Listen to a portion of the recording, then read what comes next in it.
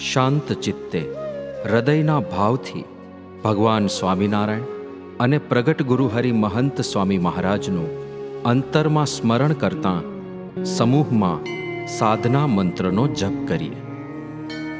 અક્ષરમહં પુરુષોત્તમ દાસોસ્મિ. અક્ષરમહં પુરુષોત્તમ દાસોસ્મિ. હવે નિદિધ્યાસનના શબ્દોને હૃદયમાં ધારીએ. હે મહારાજ, હે સ્વામી, હે પ્રગટ ગુરુ હરિ મહંત સ્વામી મહારાજ, આપની કૃપાથી અમને કેટલી દુર્લભ પ્રાપ્તિ થઈ છે. આપે જ અમને સમજાવ્યું છે. અનંત કલ્પ વીત્યા. એક કલ્પ એટલે 8 અબજ 64 કરોડ વર્ષ. હવે એવા અનંત કલ્પ વીત્યા, બધા ભગવાનના દર્શન થયા નથી. તો આવા ભગવાન, આટલા દુર્લભ ભગવાન છે. ગમેલા સાધન કરો, ગમે એટલું કરો, આખા બ્રહ્માંડમાં જેટલા સાધનો છે બધા કરી છૂટો, પણ ભગવાન આવે જ નહીં, ભેટો થાય જ નહીં. પણ મળ્યા છે, મહારાજ મળ્યા છે અને આયા છે અને આપણા જેવા થયા છે. આપણા જેવા થઈને આપણને સુખ આપે. ઓહો, ખરેખર સ્વામી, અમારા કેટલા મોટા ભાગ્ય.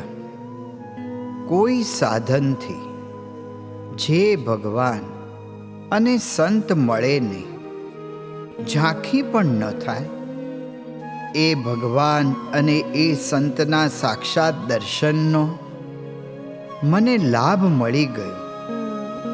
આ અશક્ય વાત શક્ય થઈ ગઈ.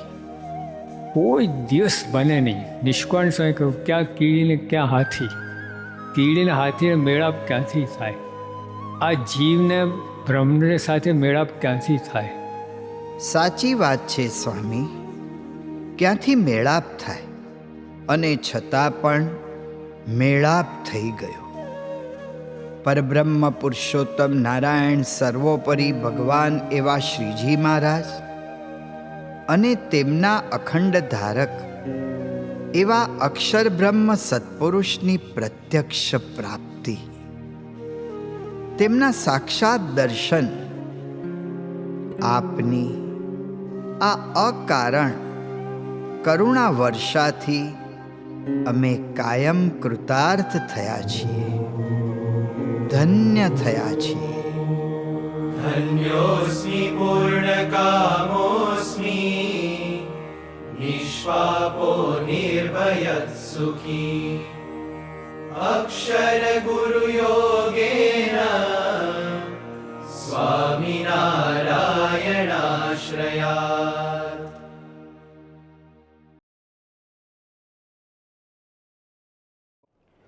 શ્રી સ્વામિનારાયણ ભગવાનની જય. અક્ષર પુરુષોત્તમ મહારાજની જય. ગુણાતીતાનંદ સ્વામી મહારાજની જય. પ્રમુખ સ્વામી મહારાજની જય.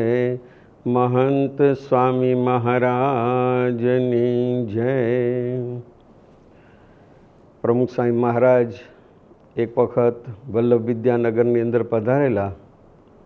નિમિત્ત એવું હતું કે વિદ્યાનગરની આજુબાજુ લગભગ 5-6 ગામોની અંદર જે મંદિર થયેલા એની પ્રતિષ્ઠા કરવાની હતી. અને એ વખતે આયોજન એવું કરવામાં આવેલું કે પ્રમુખ સ્વામી મહારાજ વિદ્યાનગર છાત્રાલયમાં રહે અને આજુબાજુના ગામની અંદર પ્રતિષ્ઠા કરવા માટે જઈને પ્રતિષ્ઠા પૂરી થાય એટલે ફરી વખત પાછા વિદ્યાનગર પધારી જાય. હવે એક વખત એવું બન્યું કે સ્વામીશ્રી સવારે પૂજા કરવા માટે છે એ ત્યાં હોલ ત્યાં આગળ પોતે પધારતા હતા. અને એ વખતે પદ્ધતિ એવી હતી કે સ્વામીશ્રીની પૂજાની પાઠની આજુબાજુ જે કોઈ પ્રસાદીની વસ્તુઓ કરવાની હોય તો ત્યાં આગળ મૂકવામાં આવે. એટલે એક આણંદના હરિભક્ત એ પ્રમુખ સ્વામી મહારાજના ચરણારવિંદનો ફોટો લઈને આવ્યા. ફ્રેમ કરેલો ફોટો હતો. અને અરે વિદ્યાનગર છાત્રાલયમાં એક વેદપુરુષ સ્વામી છે, એ વખતે ઉતારાની સેવાની અંદર હતા અને પૂજા વખતે પણ ત્યાં સેવાની અંદર હોય. અને એ બધી આ વસ્તુ છે પ્રસાદીની પાટની આજુબાજુ ગોઠવતા હતા. એટલે હરિભક્તે આવીને અને વેદપુરુષ સ્વામીનો ફોટો આપ્યો અને વાત કરી કે સ્વામી આ ફોટો છે એ તમે ત્યાં આગળ મૂકો. એટલે વેદપુરુષ સ્વામી તો જાણતા હતા કે ભાઈ આ ફોટો છે જો પ્રમુખ સ્વામી મહારાજ ભૂલે ચૂકે જોશે તો સ્વામીને બિલકુલ ગમશે નહીં અને સ્વામી કદાચ ગુસ્સે પણ થઈ જશે. એટલે એમણે પેલા હરિભક્તને સમજાવવા માટેનો પ્રયત્ન કર્યો કે તમે રહેવા દો, આ પ્રમુખ સ્વામી મહારાજને ગમશે નહીં અને અમારા ઉપર ગુસ્સે થશે કે તમે આ આગ્રહ છોડી દો. પણ પેલા હરિભક્ત છે એમને બહુ જ આગ્રહ કર્યો કે એમના કોઈ સગા હતા, લગભગ એમના માસી હતા. તો એમના માસી એમને પ્રસાદી કરવા માટે આપેલો ફોટો, એટલે પાછા લંડન રહેતા હતા. એટલે એ કહે છે મારા માસીનો બહુ જ આગ્રહ છે, એટલે તમે ગમે તેમ કરીને આ ફોટો ત્યાં આગળ મૂકો. એટલે ના છૂટકે વેદપુરુષ સ્વામીએ એ ફોટો ત્યાં આગળ પાટની આજુબાજુ છે એમણે મૂકી દીધો. પ્રમુખ સ્વામી મહારાજ પૂજા કરવા માટે છે એ પધાર્યા. સ્ટેજ બનાવ્યું હતું નાનું એવું, એટલે એના ઉપર પગથિયા ચડીને અને સ્વામી ત્યાં આગળ આવતા હતા. અને એ વખતે એમણે જોયું કે આ ફોટો અહીંયા આગળ મૂકેલો છે. અને બાપા સમજી ગયા કે આ કોના ચરણારવિંદ છે, શું છે બધું. અને એ વખતે તો પ્રમુખ સ્વામી મહારાજે પૂજા કરી લીધી. પછી ઉતારે આવ્યા અને ઉકાળા પાણી કરીને પછી વેદપુરુષ સ્વામીને બોલાવ્યા અને વાત કરી કે પેલો ફોટો લાવો એમ. વેદપુરુષ સ્વામી એ વખતે એવું કરેલું કે ફોટો છે એ ત્યાંથી લઈને અને એ ઉતારાની અંદર જ્યાં આગળ બાપા ઉકાળે પણ કરતા હતા એની આજુબાજુની કોઈ રૂમની અંદર કોર્નરની અંદર મૂકી દીધેલો, ખૂણાની અંદર અવળો કરીને. પણ એમને એવું હતું કે જો આ બાપાને હું ફોટો આપી દઈશ તો પેલા હરિભક્ત છે એ મને આગ્રહ કરીને આપી ગયા છે તો એને તો ફોટો ગુમાવવાનો વખત આવશે. એટલે થોડીક આનાકાની કરવા માંડ્યા. એટલે પ્રમુખ સ્વામી મહારાજ એકદમ કડક થઈને કીધું કે ગમે તેમ કરીને ફોટો છે આપી દે મને. એટલે પહેલાં ના છૂટકે પછી એ ફોટો લેવા માટે ગયા તો ત્યાં જોયું તો ફોટો મળે નહીં. એટલે અમને એમ કે પેલા હરિભક્ત છે એ કદાચ પોતે એમને ખબર હશે કે અહીં આગળ ફોટો મૂક્યો છે એટલે લઈ ગયા હશે. વેદપુરુષ સ્વામીને એવું હતું કે લઈ ગયા હશે હરિભક્ત. એટલે પહેલાં તો એમણે બાપાને એવું કીધું કે ત્યાં ફોટો નથી. તો સ્વામી કે ગમે તેમ કરીને તો ફોટો લાવ. તો વેદપુરુષ સ્વામી પછી એમને ફોન કર્યો પેલા હરિભક્તને અને વાત કરી કે સ્વામી કીધું છે કે ગમે તેમ કરીને ફોટો છે એ લાવો. તો પેલા હરિભક્ત કે સ્વામી મેં તો લીધો જ નથી. મને એમ કે તમે ફોટો છે સાથે લઈ ગયા હશો અને પછીથી મને આપશો તમે, એટલે મેં કંઈ ફોટો ત્યાંથી લીધો નથી. એટલે આ વેદપુરુષ સ્વામીને એવું લાગ્યું કે આ હરિભક્તને ફોટો આપવો નથી એટલે ખોટું બોલે છે. એટલે એમને સમજાવવા માટેનો પ્રયત્ન કર્યો કે પ્રમુખ સ્વામી મહારાજ બહુ ગુસ્સે થયા છે અને ફોટો ગમે તેમ કરીને માગે છે, એટલે તમે ફોટો ગમે તેમ કરીને આપો. પહેલાં કે પણ સ્વામી મારા પાસે છે જ નહીં તો હું આપું ક્યાંથી એમ. એટલે છેલ્લે પછી વેદપુરુષ સ્વામી લાગ્યું કે ના ખરેખર એમના પાસે ફોટો નહીં હોય. એટલે બાપાને આવીને અને વાત કરી કે સ્વામી ફોટો મળતો નથી. તો સ્વામીને એવું થયું કે આને ફોટો આપવો નથી એટલે મને એ ખોટું ખોટું કહે છે કે ફોટો મળતો નથી એમ. એટલે બાપા વધારે ગુસ્સે થયા અને સ્વામી કીધું તું ગમે ત્યાંથી ફોટો છે હાજર કર, નહીંતર હું ઉપવાસ કરીશ. એ વેદપુરુષ સ્વામી કે બાપા તમારે શા માટે ઉપવાસ કરવાનો, હું ઉપવાસ કરીશ. પણ સ્વામી એટલો બધો આગ્રહ રાખ્યો. પછી ત્યાં આગળ મને પણ બોલાવ્યો અને મને સ્વામી બાપાએ કીધું કે ગમે તેમ કરીને પેલું ફોટો છે શોધી કાઢો. બાપા તો પછી જે ગામની અંદર પ્રતિષ્ઠા કરવા માટે જવાનું હતું ત્યાં આગળ ગયા. આ બાજુ જે સ્વામીનો સ્ટાફ હતો, કારણ કે સ્વામીનો સ્ટાફ પણ બાપા પ્રતિષ્ઠા કરવા માટે ગયા હતા એટલે ભેગો ગયો હતો. સ્ટાફ એટલે યુવકો, એ યુવકો પણ ભેગા ગયેલા. એટલે અમે બહુ એમને જ્યાં રૂમમાં ઉતારો એમને આપેલો ત્યાં આગળ ગમે તેમ કરીને રૂમ ખોલી પછી તપાસ કરી, એ બધું જ કર્યું, પણ એમના સામાનમાંથી કંઈ ફોટો છે નીકળ્યો નહીં. હવે કરવું શું? એક બાજુ બાપા છે એ રોજ પૂછે ફોટાનું શું થયું, અને બીજી બાજુ છે ફોટો મળે નહીં. મનની અંદર એક વખત તો વિચાર એવો પણ આવી ગયો કે હવે સ્વામીને કોઈક બીજો ફોટો ગમે ત્યાંથી મેળવીને પછી બાપાને બતાવી દઈએ કે આ ફોટો છે એમ. આવો એક સહજ વિચાર છે આવી ગયો, કારણ કે બાપા છે એકદમ નારાજ થઈ ગયા હોય અને ગુસ્સે થયા હતા, એટલે પછી કરવું શું એ પ્રશ્ન હતો. પછી એ વાત તો માંડી વાળી કે બાપા જોડે આવું આપણે કરી શકાય નહીં. એમાં લગભગ 3 દિવસ છે વીતી ગયા અને બાપાને જવાનો ટાઈમ પણ થઈ ગયો. પણ એક દિવસ છે એ સંત નિવાસ આગળ હું ઊભો હતો અને યોગીચરણ સ્વામી આવ્યા અને યોગીચરણ સ્વામી વાત કરી કે પેલો ફોટો સંતોની ત્યાં આગળ લાઇબ્રેરી હતી એક રૂમની અંદર, તો ત્યાં એ ફોટો પડ્યો છે. એટલે આટલું મને કીધું એટલે હું તો એકદમ ખુશ થઈ ગયો અને ઉપર જઈને અને તરત જ બીજા કોઈ ફોટો લઈ લે એના પહેલાં જઈને ફોટો છે લઈને અને કબાટની અંદર મૂકીને લોક મારી દીધું. અને પછી બાપા જ્યારે પ્રતિષ્ઠા કરીને પાછા આવ્યા એ વખતે સ્વામી બાપાને વાત કરી કે સ્વામી ફોટો મળી ગયો છે. પછી તો બાપા છે એમણે કીધું કે ફોટાનો નિકાલ છે કરી દેજો. એટલે બાપા ગયા પછી ખરેખર અમે બાપાની આજ્ઞા હતી એટલે ફોટાને બાળી દીધો. પાના ઉપરથી સમજવાનું એટલું છે કે જે શ્રીજી મહારાજના ચરણારવિંદ એ જ પૂજવા જોઈએ, બીજા કોઈના ચરણારવિંદ છે એ પૂજાય નહીં. આવો એક પ્રમુખ સ્વામી મહારાજને જે અંતરની અંદર દાસભાવ હતો એની આપણને ખબર પડે. અને બીજી વસ્તુ કે બાકી આવું બીજા કોઈ વ્યક્તિને સન્માન મળતું હોય કે એમના ચરણારવિંદ છે પૂજાતા હોય તો એમને તો બહુ આનંદ થઈ જાય. તો આની અંદર તો સ્વામી બાપાને એટલું બધું દુઃખ લાગેલું અને એટલો બધો આગ્રહ રાખેલો ફોટો મેળવવા માટે, તો એના ઉપરથી એ પણ આપણને ખબર પડે કે આવા કોઈ પણ પ્રકારના સન્માનથી અને જ્યાં આગળ આપણા જે આ પ્રકારના જે નિયમો છે અથવા તો જેને કહેવાય ને કે પ્રણાલિકા છે, એ પ્રણાલિકાનો કોઈ રીતે ભંગ ના થાય એ પ્રમુખ સ્વામી મહારાજ હંમેશા ધ્યાન છે રાખતા હતા. એટલે એમને કોઈ દિવસ ક્યારેય સન્માનની કોઈ ઈચ્છા નહોતી અને હંમેશા પોતે જીવનની અંદર દાસ ભાવે છે એ વર્તા હતા. લગભગ આ પ્રસંગ બીજો જે પ્રસંગ કહું છું 1976-77નો છે. વલ્લભ વિદ્યાનગરની અંદર એક વખત પ્રમુખ સ્વામી મહારાજ છે એ પધારેલા. જુલાઈ મહિનો હતો, વર્ષ હતું 1976.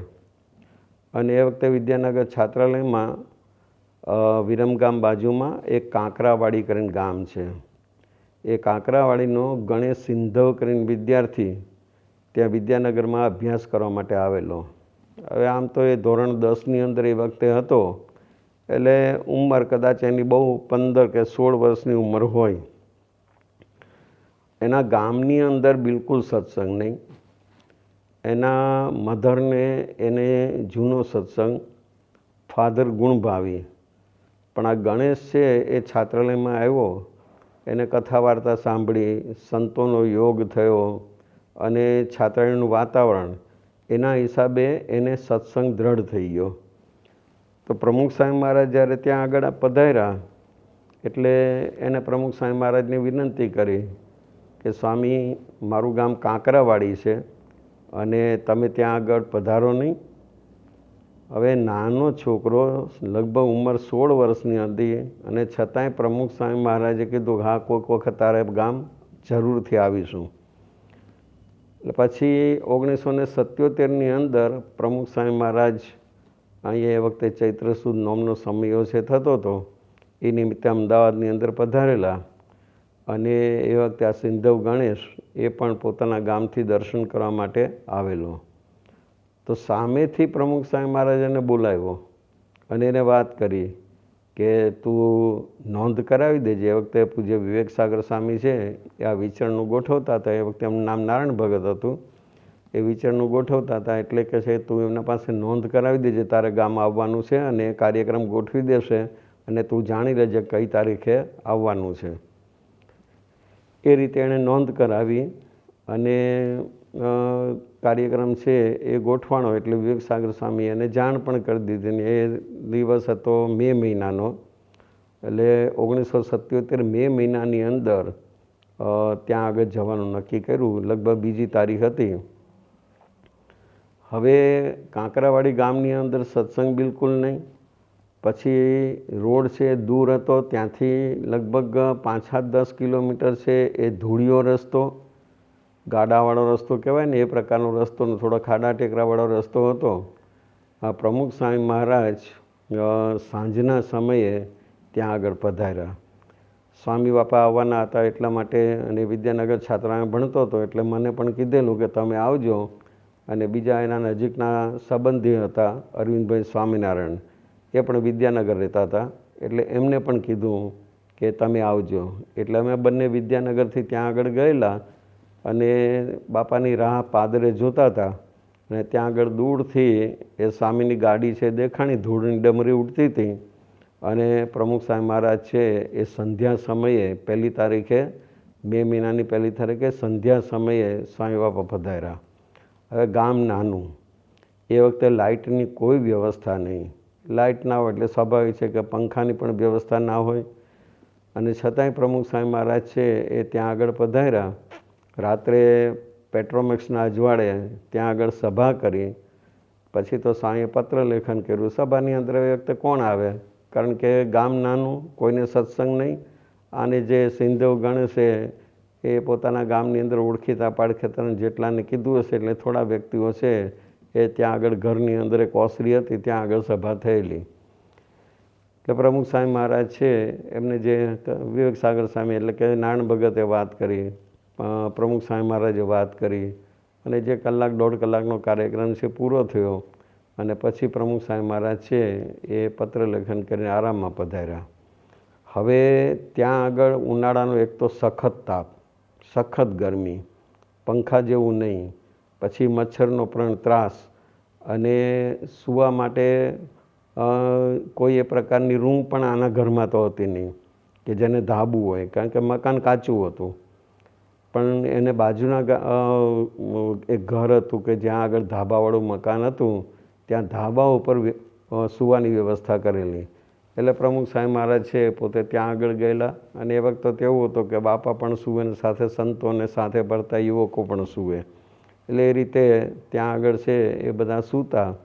સવારે સ્વામી ઉઠ્યા તો અત્યારે જે પ્રકારના સંડાસ બાથરૂમ છે એવું તો કંઈ એ વખતે હોય નહીં. એટલે આ લોકો એક ખાડો છે કરેલો, પાટિયા ગોઠવેલા, આજુબાજુ કંતાન છે મારેલું, અને ત્યાં આગળ પ્રમુખ સ્વામી મહારાજ છે એ પોતે ખાડે ગયા. પછી એક નાની એવી ચોકડી હતી, ત્યાં આગળ સ્નાન કર્યું, પૂજા કરી.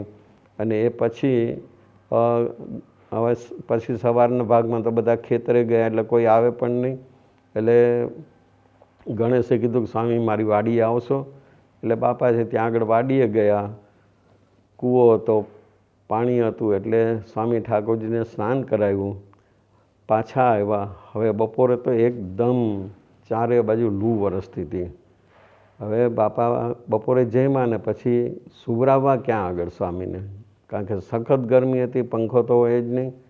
તો એક નાની એવી ઓરડી હતી, જે કાચું મકાન હતું એટલે ગાર ને એવું છેલ્લી પેલું હતું. તો ત્યાં આગળ પ્રમુખ સ્વામી મહારાજને સુવરાવ્યા. અને ત્યાં આગળ હું ને અરવિંદભાઈ સ્વામિનારાયણ એમને બાપાને છે એ પંખો નાખ્યો. લગભગ 1.5 કલાક સુધી સ્વામી બાપા ત્યાં આગળ પહોંચ્યા. અને ત્યાર પછી જાગ્રત થઈને કર્મ પેલું જે કંઈ બપોર પછી જે કંઈ કરવાનું હોય એટલે કે સ્નાન ને એવું કરવાનું તો કરીને અને પછી પ્રમુખ સ્વામી મહારાજ બીજે ગામ જવા માટે નીકળ્યા. તો પ્રમુખ સ્વામી મહારાજ 1971ની અંદર ગાદી ઉપર આવ્યા. ત્યાંથી માંડીને છેક 1983 હાર્ટ એટેક આવ્યો ત્યાં સુધી એમણે સખત વિચરણ છે કરેલું. પ્રમુખ સ્વામી મહારાજ ગામ કાંકરાવાડી પધાર્યા એના પહેલાં પણ 2-3 ગામ કરીને આવેલા.